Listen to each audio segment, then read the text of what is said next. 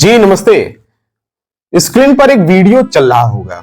ये किसी railway station के किनारे का नहीं है, ये किसी झुग्गी झोपड़ी वालों का भी नहीं है, ये किसी मजदूर तबके का भी नहीं है, ये दूर दराज से आए परदेशियों का भी नहीं है जो राहगीर बनकर रात गुजार रहे हैं। ये वीडियोज उन छात्रों का है, उन नौजवान साथियों का है जो स्वयं को राष्ट्र की आराधना में, देश की रक्षा में समर्पित करने के लिए सरकार की आई नई योजना अग्निवीर के तहत भर्ती देखने आए हैं।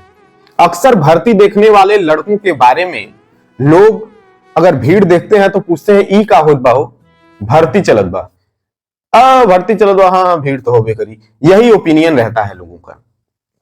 लेकिन उनके बारे में न सोचना कितना उचित है।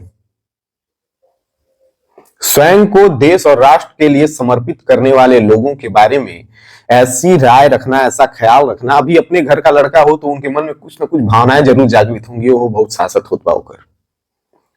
लेकिन दूसरे लोगों के बारे में न सोचना, ये सोचिए कि उन लोगों की मानसिकता क्या गवाही दे रही होगी।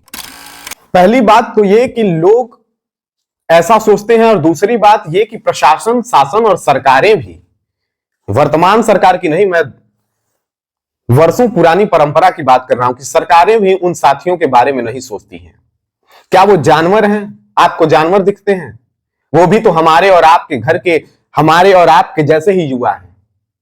इस देश में मैं तमाम लोगों का उद्बोधन सुनता रहता हूं तो सुनने को मिलता है कि छात्र कल का नहीं अपितु आज का नागरिक है, और भारत युवाओं का देश है, भारत युवा देश है। अगर जिस देश में कल का नहीं अपितु आज का नागरिक खुले आसमान में सड़क के किनारे नंगे बदन सोने के लिए मजबूर है, उस देश का भविष्य कैसा होगा ये सोचिए। किसी देश का युवा अगर सड़क के किनारे स्वयं को सुलाने पर मजबूर हो गया है, इसको दूसरे एंगल में मत ले जाइएगा, भर्ती से ही जोड़कर देख लीजिए। 3-3 दिन, 4-4 दिन लड़के लगातार आसमान के नीचे नंगे सो रहे हैं इस कड़ाके के ठंड में।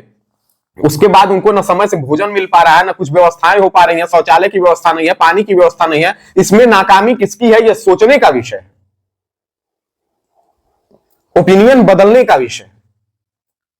इसके बारे में कौन सोचेगा? इस देश ने बिस्मिल आजाद और स्वामी विवेकानंद जी जैसे युवाओं को दिया है।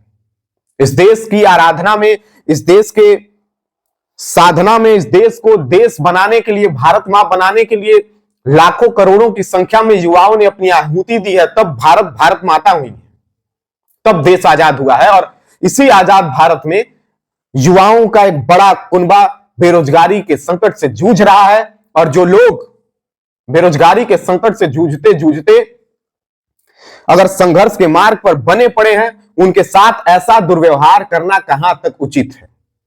और इन्हें आम छात्र समझने की हिमाकत मत करिएगा, ये आम छात्र नहीं है। आम छात्र और हिमाकत शब्द मैं इसलिए प्रयोग कर रहा हूं कि ये वो युवा है जिनके माता पिता भी जानते हैं कि कौन सी गोली मेरे बच्चे के सीने में लग जाएगी, सिर में लग जाएगी, वो वापस नहीं आएगा, कोई भी गोली लग सकती है। फिर भी ये वो माता पिता को धन्यवाद दीजिए, प्रणाम करिए कि वो लोग अपने बच्चे को ऐसी भर्तियां देखने के लिए भेज रहे हैं, और ये वीर साथी हमारे भाई आकर ऐसी भर्तियों के लिए पहले सरकार, सिस्टम और प्रशासन की दुर्व्यवस्थाओं को झेलते हैं, उसके बाद प्रकृति की दुर्व्यवस्थाओं को झेलकर हमारी रक्षा करते हैं। और हम उनके बारे में क्या ख्याल रख रहे हैं ये तो आप इस वीडियोज और फोटोज को देखकर सोच ही लिए होंगे। सोच लीजिए कितनी संकट है देश में।